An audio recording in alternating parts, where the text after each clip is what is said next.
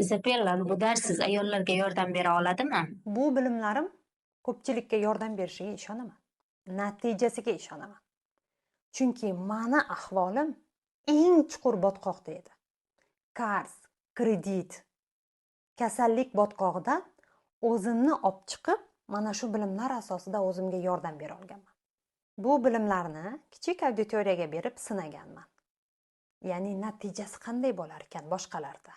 O'zimda kuzatgan natijam bo'larmikin?